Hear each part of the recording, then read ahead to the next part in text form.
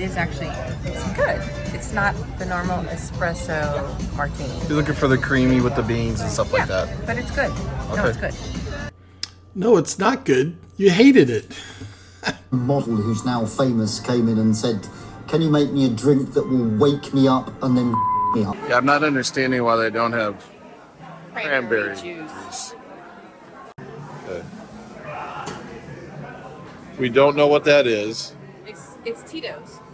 Well, it's Tito's vodka, but No cranberry. Tito's in what? It's a surprise. Yeah. Second night in a row, you've got your bill. And you didn't give us a pin. No pin. Nothing to write with. You didn't like the dinner, did you? No. Yeah, okay. You can stop and check yourself. Ugh.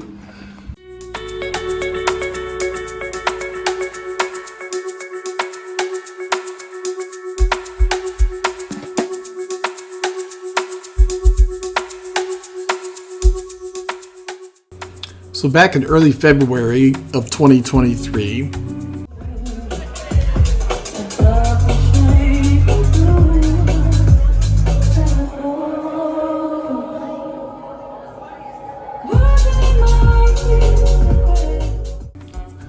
decided to stay at the Line Hotel in the Tenderloin in San Francisco.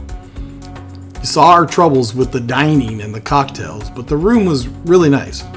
It was really spacious, real airy. The bed, of course, was comfortable, and the views are really nice. You see Market Street off in the distance. Had a nice soaking tub for one. Both of us tried to get in there. That didn't work. But anyways, so the room was nice. Definitely well worth the money. More on that later. So the first order of business is to check out the rooftop bar and solarium called Rise Over Run Restaurant.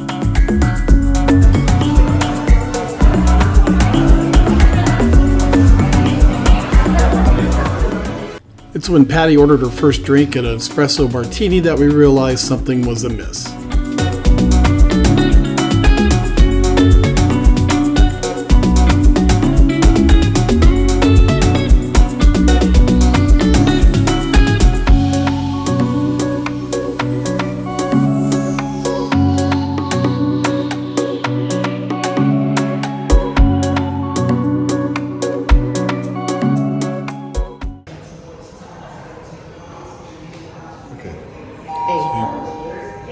Put your floor in, and then it tells you what elevator to go in. It tells you to go in A. There's no buttons to press. It's just going to take us to the 10th floor. Maybe this is modern and chic.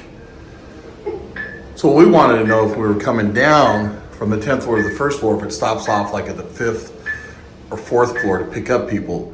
Or if this is just exclusive. Is this a pandemic COVID thing where only you get in the elevator?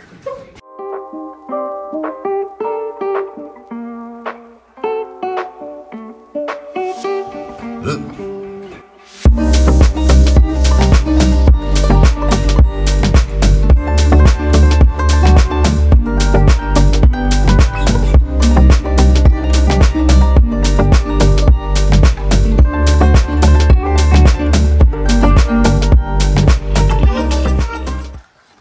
So you do have a breakfast and coffee place downstairs called Alfred's?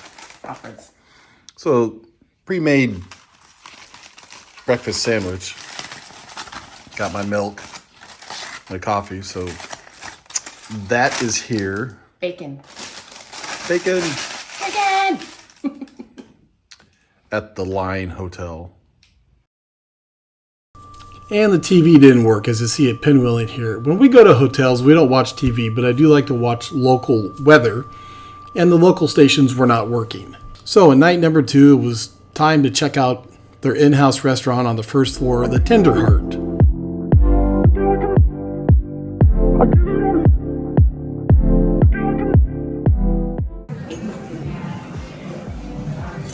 So we're at the chef's table here.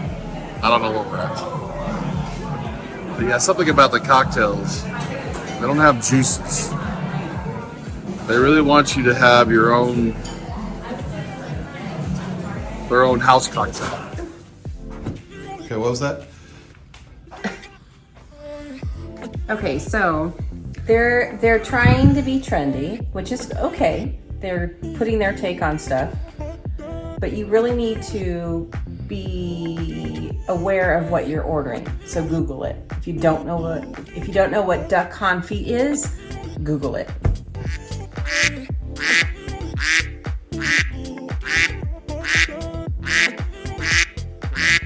Because you might find that it's not something you really like. Whether we Google it or not, it was awful. It wasn't awful. The ribeye was good. Yes, the ribeye, I didn't get film of it. It was two little round Medallions with a broccolini and their take on mushrooms that were grilled to like they looked like black mushrooms. They were black mushrooms. Okay, I wanted to. Okay, grilled down like overcooked black mushrooms. Anyways, we've talked about, are they trying to be this fusion modern-y chic, or do they just not know any better? Listen, everyone here, the staff, is really trying, and it reminds me, it's almost as if this is a big giant service industry and culinary school in training right here, and we don't know about it. Like, where's the cameras, right? So it's like learn by doing. That all the staff, they're all young, they're all working the best they can, and hello sir, how you doing? They're extremely friendly from top to bottom, and they're trying and they're learning, and they're just kind of missing the mark. Or is that the way it's supposed to be? I don't know. I mean, in the primary restaurant, the bar, those small bites was great. Yes. The pork belly stuff and the shrimp. But here we go. We didn't know the shrimp. We had to cut the heads off of the shrimp. The full shrimp, the body, and cut the tails off. Well, we're not from Florida, and then you undo then you got this little piece of shrimp right here. That's what I did. We had no idea. We've never done that before. It's just.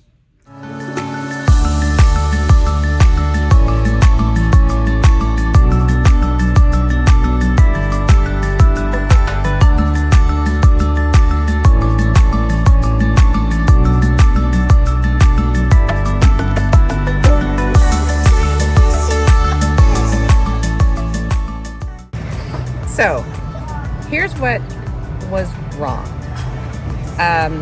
They have a fancy coffee maker. I've never used it before. I'm used to using a Keurig. There were no instructions. It took me 3 attempts to finally get a cup of coffee. And it's a grind, G-R-I-N-D.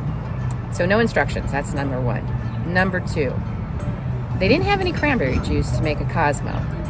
So when I asked what they could make with vodka, instead of coming back and telling me, they proceeded to make whatever concoction they wanted. Oh wait, this guy wants to join us.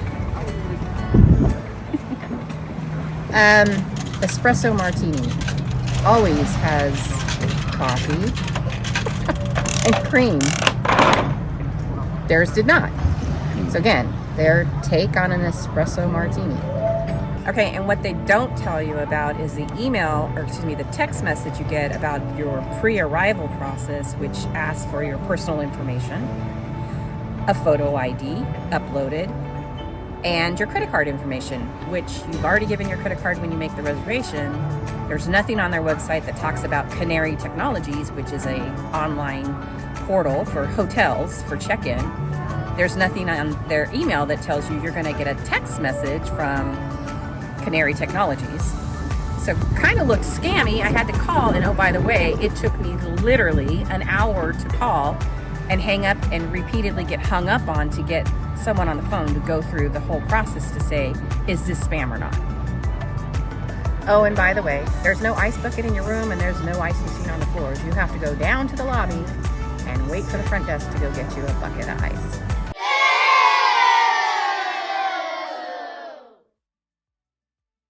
So as I fast forward through my blah blah blah, I was saying here that we're not in the business of giving bad reviews.